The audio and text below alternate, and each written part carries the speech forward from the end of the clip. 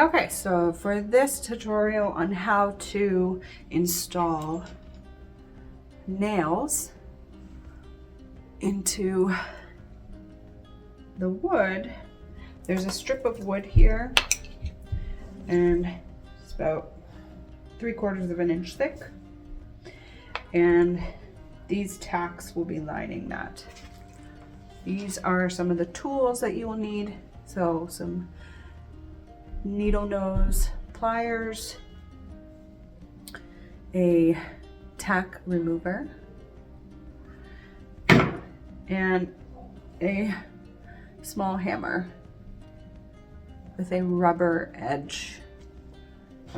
So I tend not to use the needle nose because I am a tactile person. I like to be able to touch things and get a feel for where I need to go. So I know, having already done one of the chairs, that this is going to require 57 nails across and then 10 on either side of this drop here.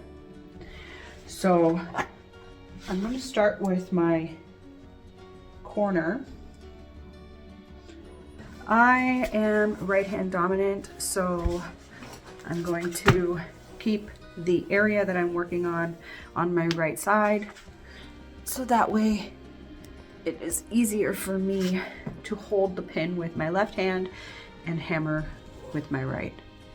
When you're applying the tack, the nail tack, you want, depending on the look you're going to achieve, I want my tacks to be touching like this.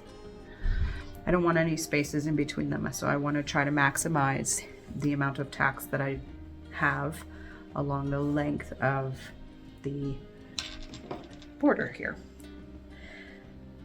So I visually try to line it up with the edging of the rim here and the edge here. And if I don't get it right the first time, then I take it out and try again. That looks good.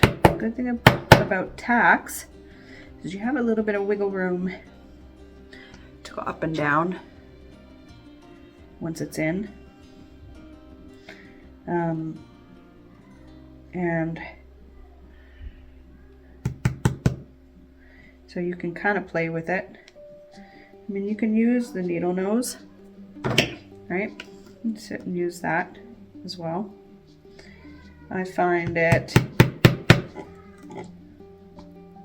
I just don't get the right distance always. And here I'm too close. So just be patient. I do notice that as soon as I put a tack in and then have to redo the tack, that previous tack is no longer going to be useful.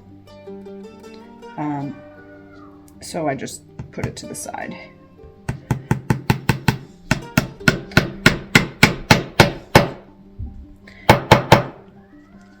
Good thing about that is I order my tacks from ENNIS. I don't think they have any. And these are 1/2 inch steel UPH nails. There's 1,000 of them in here. So if I have to throw some out because I had to take them out or because I screwed it up, then I'm not too worried about it.